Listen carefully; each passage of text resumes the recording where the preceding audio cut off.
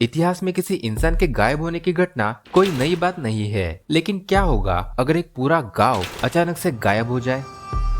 16वीं सदी में उत्तरी अमेरिका के धरती पर एक नई दुनिया की खोज हो रही थी। इस खोज में इंग्लैंड के कई उपनिवेशी उत्तरी अमेरिका के विभिन्न हिस्सों में बस गए। उन्हीं में से एक थी रोanoke कॉलोनी, जिसे इतिहास के सबसे बड़े रहस्यों में से एक माना जाता है।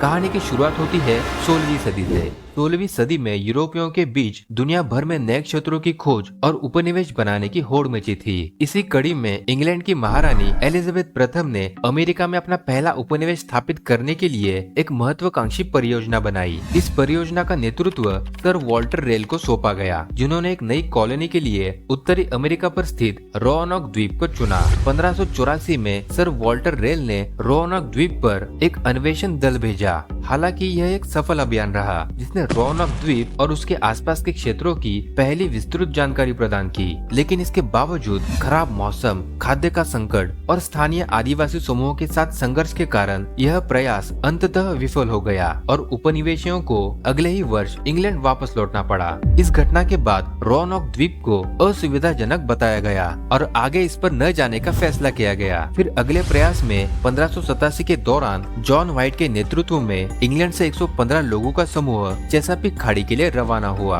जो कि रोanoke द्वीप के पास ही था। इस समूह में पुरुष, महिलाएं और बच्चे भी शामिल थे, जिनका उद्देश्य यहाँ अपनी एक नई जिंदगी बसाना था। मूल रूप से इस समूह को चेसापीक खाड़ी के लिए रवाना किया गया था, लेकिन जहाज के कप्तान साइमन फर्नांडीज ने उन्हें रोanoke द्वीप पर छोड़ने का निर्णय लिया और यही इस कप्तान की पहली और आखिरी गलती थी। जॉन व्हाइट, जो इस अभियान का नेतृत्व कर रहे थे, उन्होंने यहाँ नए जीवन की शुरुआत के लिए बहुत ज्यादा मेहनत की। जॉन व्हाइट का लक्ष्य एक ही था कि जीवन स्थापित करने के लिए एक अनुकूल जगह बनाई जाए, जहाँ उपनिवेशी खेती कर सके और स्थानीय आदिवासी समूह के साथ अच्छे संबंध बनाकर जीवित रह सके। लेकिन उनकी ये मनोकामना उतनी कारगर साबित नहीं हो सकी।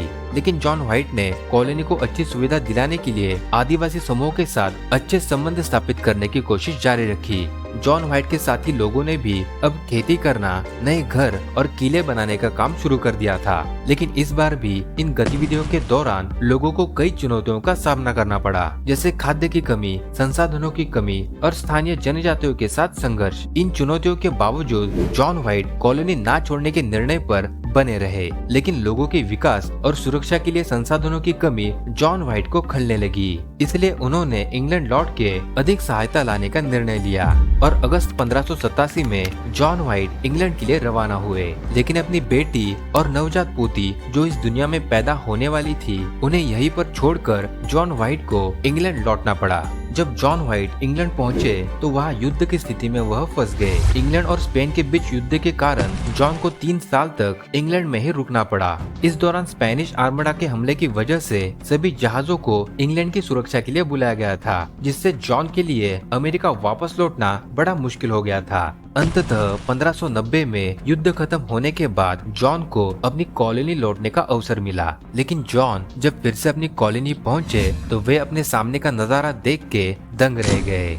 जॉन की आंखें खुली की खुली रह गई, क्योंकि कॉलोनी के सभी निवासी अचानक गायब हो गए थे। जॉन यह दृश्य देखकर बेहद ही चौंक गए थे और तभी से ये रहस्य इतिहास के पन्नों में एक अनसुलझी पहेली के रूप में दर्ज हो गया।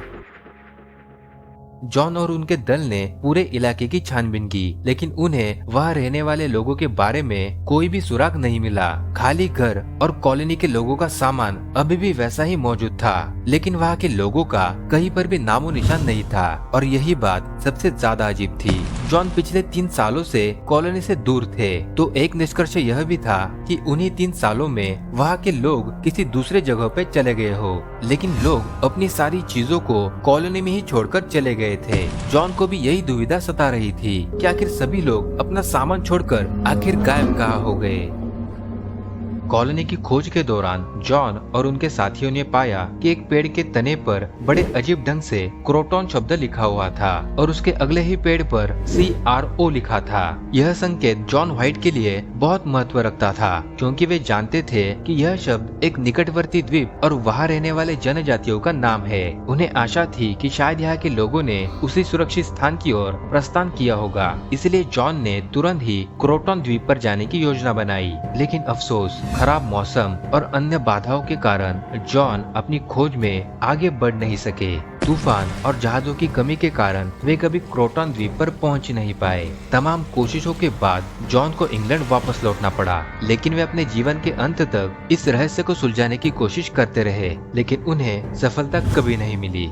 रोanoke कॉलोनी के गायब होने की खबर यूरोप और इंग्लैंड में फैलने में कई साल लग गए, लेकिन 17वीं सदी के शुरुआत में जब इंग्लैंड ने अमेरिका में कॉलोनी बसाना शुरू किया, तब इतिहासकारों और शोधकर्ताओं ने रोanoke के रहस्य पर फिर से ध्यान देना शुरू कर दिया। इसी के चलते 1700 के दशक तक यह रहस्य इंग्लैंड और यूरोप में मशहूर हो चुका था और इस पर कई सिद्धांत भी सामने आने लगे थे, लेकिन उन पर ज्यादा ध्यान नहीं दिया गया। फिर 20वीं और 21वीं सदी में वैज्ञानिकों, इतिहासकारों और शोधकर्ताओं ने इस रहस्य पर और अधिक गहराई से अध्ययन करना शुरू किया। उन्होंने पुरातत्व उत्खनन, नए डिजाइन और ऐतिहासिक दस्तावेजों का अध्ययन किया, लेकिन इन सभी प्रयासों के बावजूद रोanoke कॉलोनी के गायब होने का सही कारण आज तक नहीं पता चल पाया है। हालांकि इस घटना पर कुछ सिद्धांत जरूर प्रस्तुत किए गए हैं, जैसे हो सकता है कि जीवित रहने की भागदौड़ में उन्हें वहाँ के आदिवासी समूह के साथ शामिल होना पड़ा हो, या फिर सूखा या भूखमरी जिसका वे कई सालों से सामना कर रहे थे, उसी के चलते